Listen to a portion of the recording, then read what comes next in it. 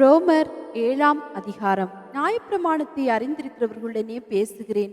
சகோதரரே, ஒரு மனுஷன் உயிரோடு இருக்கும் அளவும் நியாயப்பிரமாணம் அவனை ஆளுகிறதென்று அறியாமல் இருக்கிறீர்களா? அதெப்படி என்றால், புருஷனை உடைய ஸ்திரீ தன் புருஷன் உயிரோடு இருக்கும் அளவும் நியாயப்பிரமாணத்தின்படியே அவனுடைய நிபந்தனைக்கு உட்பட்டிருக்கிறாள். புருஷன் மரித்த பின்பு புருஷனை பற்றிய பிரமாணத்தினின்று விடுதலையாயிருக்கிறாள். ஆகையால் புருஷன் உயிரோடு இருக்கையில் அவள் வேறொரு புருஷனை விவாகம் பண்ணினால் விபச்சாரி எனப்படுவாள்.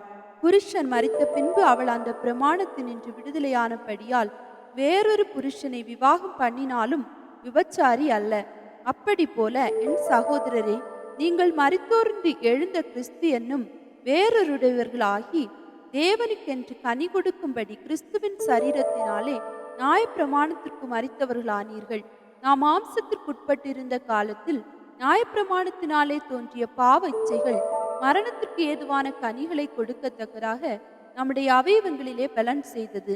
இப்பொழுதோ நாம் பழமையான எழுத்தின்படியல்ல, புதுமையான ஆவியின்படி ஊழியம் செய்யத்தக்கதாக நம்மை கட்டியிருந்த நியாயப்பிரமாணத்துக்கு நாம் மரித்தவர்களாகி அதினின்று விடுதலையாக்கப்பட்டிருக்கிறோம். ஆகையால் என்ன சொல்லுவோம்? நியாயப்பிரமாணம் பாவமோ? அல்லவே. பாவம் இன்னதென்று நியாயப்பிரமாணத்தினால் நான் அறிந்தேனே அன்றி மற்றபடி அறியவில்லை. இச்சையாதிருப்பாயாக என்று நியாயப்பிரமாணம் சொல்லாதிருந்தால் இச்சை பாவம் என்று நான் அறியாமல் இருப்பேனே. பாவமானது கற்பனையினாலே சமயம் பெற்று சகலவித இச்சைகளையும் என்னில் நடப்பித்தது. நியாயப்பிரமாணம் இல்லாவிட்டால் பாவம் செத்ததாய் இருக்குமே. முன்னே நியாயப்பிரமாணம் இல்லாதவனாய் இருந்தபோது நான் ஜீவனுள்ளவனாய் இருந்தேன். கற்பனை வந்தபோது பாவம் உயிர் கொண்டது, நான் மரித்தவனானேன். இப்படி இருக்க ஜீவனுக்கு ஏதுவான கற்பனையே எனக்கு மரணத்துக்கு ஏதுவானதாய் இருக்க கண்டேன். பாவமானது கற்பனையினாலே சமயம் பெற்று என்னை வஞ்சித்து அதனாலே என்னை கொன்றது. ஆகையால் நியாயப்பிரமாணம் பரிசுத்தம் உள்ளதுதான், கற்பனையும் பரிசுத்தமாயும் நீதியாயும் நன்மையாயும் இருக்கிறது. இப்படி இருக்க நன்மையானது எனக்கு மரணமாயிற்றோ? அப்படி அல்ல, பாவமே எனக்கு மரணமாயிற்று. பாவம் கற்பனையினாலே மிகுந்த பாவம் உள்ளதாகும்படிக்கும் அது நன்மையானதை கொண்டு எனக்கு மரணத்தை உண்டாக்குனதினாலே பாவமாகவே விளங்கும்படிக்கும் அப்படியாயிற்று. மேலும் நமக்கு தெரிந்திருக்கிறபடி நியாயப்பிரமாணம் ஆவிக்குரியதாய் இருக்கிறது. நானோ பாவத்துக்கு கீழாக விற்கப்பட்டு மாம்சத்துக்குரியவனாய் இருக்கிறேன். எப்படியெனில் நான் செய்கிறது எனக்கே சம்மதி இல்லை. நான் விரும்புகிறதை செய்யாமல் நான் வெறுக்கிறதையே செய்கிறேன். இப்படி நான் விரும்பாததை செய்கிறவனாய் இருக்க நியாயப்பிரமாணம் நல்லதென்று ஒத்துக்கொள்கிறேனே. ஆதலால் நான் அல்ல, எனக்குள் வாசமாய் இருக்கிற பாவமே அப்படி செய்கிறது. அது எப்படி எனில், என்னிடத்தில் அதாவது என் மாம்சத்தில் நன்மை வாசமாய் இருக்கிறதில்லை என்று நான் அறிந்திருக்கிறேன். நன்மை செய்ய வேண்டும் என்கிற விருப்பம் என்னிடத்தில் இருக்கிறது, நன்மை செய்வதோ என்னிடத்தில் இல்லை. ஆதலால் நான் விரும்புகிற நன்மையை செய்யாமல் விரும்பாத தீமையையே செய்கிறேன். அந்தபடி நான் விரும்பாததை நான் செய்தால் நான் அல்ல, எனக்குள்ளே வாசமாய் இருக்கிற பாவமே அப்படி செய்கிறது. ஆனபடியால் நன்மை செய்ய விரும்புகிற என்னிடத்தில் தீமை உண்டென்கிற ஒரு பிரமாணத்தை காண்கிறேன். உள்ளான மனுஷனுக்கு ஏற்றபடி தேவனுடைய நியாயப்பிரமாணத்தின் மேல் பிரியமாய் இருக்கிறேன். ஆகிலும் என் மனதின் பிரமாணத்துக்கு விரோதமாய் போராடுகிற வேறொரு பிரமாணத்தை என் அவயவங்களில் இருக்க காண்கிறேன். அது என் அவயவங்களில் உண்டாயிருக்கிற பாவ பிரமாணத்துக்கு என்னை சிறையாக்கி கொள்ளுகிறது. நிர்பந்தமான மனுஷன் நான். இந்த மரண சரீரத்தினின்று யார் என்னை விடுதலையாக்குவார்? நம்முடைய கர்த்தராகிய இயேசு கிறிஸ்து மூலமாய் தேவனை ஸ்தோத்தரிக்கிறேன். ஆதலால் நானே என் மனதினாலே தேவனுடைய நியாயப்பிரமாணத்துக்கும் மாம்சத்தினாலேயோ பாவ பிரமாணத்துக்கும் ஊழியம் செய்கிறேன். ரோமர் 8ஆம் அதிகாரம். ஆனபடியால் கிறிஸ்து இயேசுக்குட்பட்டவர்களாயிருந்து மாம்சத்தின்படி நடவாமல் ஆவியின்படியே நடக்கிறவர்களுக்கு ஆக்கினை தீர்ப்பு இல்லை. கிறிஸ்து இயேசுவினாலே ஜீவனுடைய ஆவியின் பிரமாணம் என்னை பாவ மரணம் என்பவைகளின் பிரமாணத்தினின்று விடுதலை ஆக்கிற்றே. அது எப்படி எனில், மாம்சத்தினாலே பலவீனமாயிருந்த நியாயப்பிரமாணம் செய்யக்கூடாததை தேவனே செய்யும்படிக்கு தம்முடைய குமாரனை பாவ மாம்சத்தின் சாயலாகவும் பாவத்தை போக்கும் பலியாகவும் அனுப்பி மாம்சத்திலே பாவத்தை ஆக்கினைக்குள்ளாக தீர்த்தார்.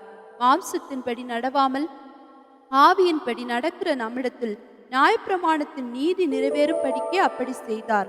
அன்றியும் மாம்சத்தின்படி நடக்கிறவர்கள் மாம்சத்துக்குரியவைகளை சிந்திக்கிறார்கள், ஆவியின்படி நடக்கிறவர்கள் ஆவிக்குரியவைகளை சிந்திக்கிறார்கள். மாம்ச சிந்தை மரணம், ஆவியின் சிந்தையோ ஜீவனும் சமாதானமும் ஆம். எப்படி என்றால், மாம்ச சிந்தை தேவனுக்கு விரோதமான பகை. அது தேவனுடைய நியாயப்பிரமாணத்துக்கு கீழ்ப்படியாமலும் கீழ்ப்படிய கூடாமலும் இருக்கிறது. மாம்சத்துக்குட்பட்டவர்கள் தேவனுக்கு பிரியமாய் இருக்க மாட்டார்கள். தேவனுடைய ஆவி உங்களில் வாசமாயிருந்தால் நீங்கள் மாம்சத்துக்குட்பட்டவர்களாயிராமல் ஆவிக்குட்பட்டவர்களாய் இருப்பீர்கள். கிறிஸ்துவின் ஆவி இல்லாதவன் அவருடையவன் அல்ல. மேலும் கிறிஸ்து உங்களில் இருந்தால் சரீரமானது பாவத்தின் நிமித்தம் மரித்ததாயும் ஆவியானது நீதி நிமித்தம் ஜீவனுள்ளதாயும் இருக்கும். அன்றியும் இயேசுவை மருத்தோர்ந்து எழுப்பினவருடைய ஆவி உங்களில் வாசமாய் இருந்தால் கிறிஸ்துவை மருத்தோர்ந்து எழுப்பினவர் உங்களில் வாசமாய் இருக்கிற தம்முடைய ஆவியினாலே சாவுக்கு ஏதுவான உங்கள் சரீரங்களையும் உயிர்ப்பிப்பார். ஆகையால் சகோதரரே, மாம்சத்தின்படி பிழைப்பதற்கு நாம் மாம்சத்துக்கு கடனாளிகள் அல்ல. மாம்சத்தின்படி பிழைத்தால் சாவீர்கள், ஆவியினாலே சரீரத்தின் செய்கைகளை அழித்தால் பிழைப்பீர்கள். மேலும் எவர்கள் தேவனுடைய ஆவியினாலே நடத்தப்படுகிறார்களோ அவர்கள் தேவனுடைய புத்திரராய் இருக்கிறார்கள். அந்தபடி திரும்பவும் பயப்படுகிறதற்கு நீங்கள் அடிமைத்தனத்தின் ஆவியை பெறாமல் அப்பா பிதாவே என்று கூப்பிட பண்ணுகிற புத்திர சுவிகாரத்தின் ஆவியை பெற்றீர்கள். நாம் தேவனுடைய பிள்ளைகளாய் இருக்கிறோம் என்று ஆவியானவர் தாமே நம்முடைய ஆவியுடனே கூட சாட்சி கொடுக்கிறார்.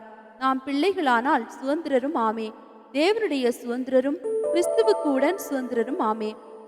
கிறிஸ்துவுடனே கூட நாம் மகிமைப்படும்படிக்கு அவருடனே கூட பாடுபட்டால் அப்படியாகும். ஆதலால் இக்காலத்து பாடுகள் இனி நம்மிடத்தில் வெளிப்படும் மகிமைக்கு ஒப்பிடத்தக்கவைகள் அல்லவென்று எண்ணுகிறேன். மேலும் தேவனுடைய புத்திரர் வெளிப்படுவதற்கு சிருஷ்டியானது மிகுந்த ஆவலோடே காத்து கொண்டிருக்கிறது. அதேனென்றால் சிருஷ்டியானது அழிவுக்குரிய அடிமைத்தனத்தினின்று விடுதலையாக்கப்பட்டு தேவனுடைய பிள்ளைகளுக்குரிய மகிமையான சுயாதீனத்தை பெற்றுக்கொள்ளும் என்கிற நம்பிக்கையோடே அந்த சிருஷ்டியானது சுய இஷ்டத்தினாலே அல்ல, கீழ்ப்படுத்தினவராலேயே மாயைக்கு கீழ்ப்பட்டிருக்கிறது. ஆகையால் நமக்கு தெரிந்திருக்கிறபடி இதுவரைக்கும் சர்வ சிருஷ்டியும் ஏகமாய் தவித்து பிரசவ வேதனைப்படுகிறது. அதுவும் அல்லாமல் ஆவியின் முதற் பலன்களை பெற்ற நாமும் கூட நம்முடைய சரீர மீட்பாகிய புத்திர சுவிகாரம் வருகிறதற்கு காத்திருந்து நமக்குள்ளே தவிக்கிறோம். அந்த நம்பிக்கையினாலே நாம் ரட்சிக்கப்பட்டிருக்கிறோம். காணப்படுகிறதை நம்புகிறது நம்பிக்கை அல்ல. ஒருவன் தான் காணாதிருக்கிறதை நம்ப வேண்டுவது என்ன? நாம் காணாததை நம்பினோமாகில் அது வருகிறதற்கு பொறுமையோடே காத்திருப்போம். அந்தபடியே ஆவியானவரும் நமது பலவீனங்களில் நமக்கு உதவி செய்கிறார். நாம் ஏற்றபடி வேண்டிக் கொள்ள வேண்டியது இன்னதென்று அறியாமல் இருக்கிறபடியால் ஆவியானவர் தாமே வாக்கு கடங்காத பெருமூச்சுகளோடு நமக்காக வேண்டுதல் செய்கிறார். ஆவியானவர் தேவனுடைய சித்தத்தின்படியே பரிசுத்தவான்களுக்காக வேண்டுதல் செய்கிறபடியால் இருதயங்களை ஆராய்ந்து பார்க்கிறவர் ஆவியின் சிந்தை இன்னதென்று அறிவார். அன்றியும் அவருடைய தீர்மானத்தின்படி அழைக்கப்பட்டவர்களாய் தேவனிடத்தில் அன்பு கூறுகிறவர்களுக்கு சகலமும் நன்மைக்கு ஏதுவாக நடக்கிறது என்று அறிந்திருக்கிறோம். தம்முடைய குமாரன் அநேக சகோதரருக்குள்ளே முதற் பேரானவராய் இருக்கும் பொருட்டு தேவன் எவர்களை முன்னறித்தாரோ அவர்களை தமது குமாரனுடைய சாயலுக்கு ஒப்பாயிருப்பதற்கு முன்குறித்திருக்கிறார். எவர்களை முன்குறித்தாரோ அவர்களை அழைத்தும் இருக்கிறார். எவர்களை அழைத்தாரோ அவர்களை நீதிமான்களாக்கியும் இருக்கிறார். எவர்களை நீதிமான்களாக்கினாரோ அவர்களை மகிமைப்படுத்தியும் இருக்கிறார். இவைகளை குறித்து நாம் என்ன சொல்லுவோம்? தேவன் நம்முடைய பட்சத்தில் இருந்தால் நமக்கு விரோதமாய் இருப்பவன் யார்? தம்முடைய சொந்த குமாரன் என்றும் பாராமல் நம் எல்லாருக்காகவும் அவரை ஒப்பு கொடுத்தார். அவரோட கூட மற்ற எல்லாவற்றையும் நமக்கு அருளாதிருப்பது எப்படி? தேவன் தெரிந்து கொண்டவர்கள் மேல் குற்றம் சாட்டுகிறவன் யார்? தேவனே அவர்களை நீதிமான்களாக்குகிறவர். ஆக்கினைக்குள்ளாக தீர்க்கிறவன் யார்? கிறிஸ்துவே மரித்தவர், அவரே எழுந்தும் இருக்கிறவர், அவரே தேவனுடைய வலது பார்சத்திலும் இருக்கிறவர், நமக்காக வேண்டுதல் செய்கிறவரும் அவரே. உமது நிமித்தம் எந்நேரமும் கொல்லப்படுகிறோம், அடிக்கப்படும் ஆடுகளைப் போல் எண்ணப்படுகிறோம் என்று எழுதியிருக்கிறபடி நேரிட்டாலும் கிறிஸ்துவின் அன்பை விட்டு நம்மை பிரிப்பவன் யார்? உபத்திரமோ, வியாகுலமோ, துன்பமோ, பசியோ, நிர்வாணமோ, நாச மோசமோ, பட்டயமோ, இவையெல்லாவற்றிலேயும் நாம் நம்மில் அன்பு கூறுகிறவராலே முற்றும் ஜெயம் கொள்ளுகிறவர்களாய் இருக்கிறோமே. மரணமானாலும் ஜீவனானாலும் தேவ தூதர்களானாலும் அதிகாரங்களானாலும் வல்லமைகளானாலும் நிகழ்காரியங்களானாலும் வருங்காரியங்களானாலும் உயர்வானாலும் தாழ்வானாலும் வேறெந்த சிருஷ்டியானாலும் நம்முடைய கர்த்தராகிய கிறிஸ்து இயேசுவில் உள்ள தேவனுடைய அன்பை விட்டு நம்மை பிரிக்க மாட்டாதென்று நிச்சயித்திருக்கிறேன். ரோமர் 9ஆம் அதிகாரம். எனக்கு மிகுந்த துக்கமும் இடைவிடாத மனவேதனையும் உண்டாயிருக்கிறது. நான் சொல்லுகிறது பொய்யல்ல, கிறிஸ்துவுக்குள் உண்மையை சொல்லுகிறேன் என்று பரிசுத்த ஆவிக்குள் என் மனசாட்சியும் எனக்கு சாட்சியாயிருக்கிறது. மாம்சத்தின்படி என் இனத்தார் ஆகிய என் சகோதரருக்கு பதிலாக நானே கிறிஸ்துவை விட்டு சபிக்கப்பட்டவனாக வேண்டும் என்று விரும்புவேனே. அவர்கள் இஸ்ரவேலரே. புத்திரஸ்வீகாரமும் மகிமையும் உடன்படிக்கைகளும் நியாயப்பிரமாணமும் தேவ ஆராதனையும் வாக்குத்தத்தங்களும் அவர்களுடையவைகளே. பிதாக்கள் அவர்களுடையவர்களே. மாம்சத்தின்படி கிறிஸ்துவும் அவர்களில் பிறந்தாரே. இவர் என்றென்றைக்கும் ஸ்தோத்தரிக்கப்பட்ட சர்வத்திற்கும் மேலான தேவன். ஆமேன். தேவ வசனம் அவமாய் போயிற்றென்று சொல்லக்கூடாது. ஏனென்றால் இஸ்ரவேல் வம்சத்தார் எல்லாரும் இஸ்ரவேலர் அல்லவே. அவர்கள் ஆபிரகாமின் சந்ததியாரானாலும் எல்லாரும் பிள்ளைகள் அல்லவே. ஈசாக்கினிடத்திலும் சந்ததி விளங்கும் என்று சொல்லி இருக்கிறதே. அதெப்படி என்றால் மாம்சத்தின்படி பிள்ளைகளானவர்கள் தேவனுடைய பிள்ளைகள் அல்ல, வாக்குத்தத்தத்தின்படி பிள்ளைகளானவர்களே அந்த சந்ததி என்று எண்ணப்படுகிறார்கள். அந்த வாக்குத்தத்தமான வார்த்தையாவது குறித்த காலத்திலே வருவேன், அப்பொழுது சாராள் ஒரு குமாரனை பெறுவாள் என்பதே. இதுவும் அல்லாமல் நம்முடைய பிதாவாகிய ஈசாக் என்னும் ஒருவனாலே ரெபேக்காள் கர்ப்பவதியான போது பிள்ளைகள் இன்னும் பிறவாமலும் நல்வினை தீவினை ஒன்றும் செய்யாமலும் இருக்கையில் தேவனுடைய தெரிந்து கொள்ளுதலின் படி இருக்கிற அவருடைய தீர்மான கிரியைகளினாலே நிலை நிற்காமல் அழைக்கிறவராலே நிலை நிற்கும்படிக்கு மூத்தவன் இளையவனுக்கு ஊழியம் செய்வான் என்று அவளுடனே சொல்லப்பட்டது. அப்படியே யாக்கோபை சிநேகித்து ஏசாவை வெறுத்தேன் என்று எழுதியிருக்கிறது. ஆகையால் நாம் என்ன சொல்லுவோம்? தேவனிடத்திலே அநீதி உண்டென்று சொல்லலாமா? சொல்லக்கூடாதே. அவர் மோசேயை நோக்கி, எவன் மேல் இரக்கமாய் இருக்க சித்தமாய் இருப்பேனோ அவன் மேல் இரக்கமாய் இருப்பேன், எவன் மேல் உருக்கமாய் இருக்க சித்தமாய் இருப்பேனோ அவன் மேல் உருக்கமாயிருப்பேன் என்றார். ஆகையால் விரும்புகிறவனாலும் அல்ல, ஓடுகிறவனாலும் அல்ல, இறங்குகிற தேவனாலேயாம். மேலும் என்னுடைய வல்லமையை உன்னிடத்தில் காண்பிக்கும்படியாகவும் என்னுடைய நாம பூமியில் எங்கும் பிரஸ்தாபமாகும்படியாகவும் உன்னை நிலைநிறுத்தினேன் என்று பார்வோனுடனே சொன்னதாக வேதத்தில் சொல்லி இருக்கிறது. ஆதலால் எவன் மேல் இரக்கமாய் இருக்க சித்தமாய் இருக்கிறாரோ அவன் மேல் இரக்கமாய் இருக்கிறார். எவனை கடினப்படுத்த சித்தமாய் இருக்கிறாரோ அவனை கடினப்படுத்துகிறார். இப்படியானால் அவர் இன்னும் ஏன் குற்றம் பிடிக்கிறார்? அவர் சித்தத்திற்கு எதிர்த்து நிற்பவன் யார் என்று என்னுடனே சொல்லுவாய். அப்படியானால் மனுஷனே, தேவனோடு எதிர்த்து தர்க்கிக்கிற நீ யார்? உருவாக்கப்பட்ட வஸ்து உருவாக்கினவனை நோக்கி, நீ என்னை ஏன் இப்படி உண்டாக்கினாய் என்று சொல்லலாமா? மிதியிட்ட ஒரே களிமண்ணினாலே குயவன் ஒரு பாத்திரத்தை கனமான காரியத்துக்கும் ஒரு பாத்திரத்தை கனவீனமான காரியத்துக்கும் பண்ணுகிறதற்கு மண்ணின் மேல் அவனுக்கு அதிகாரம் இல்லையோ?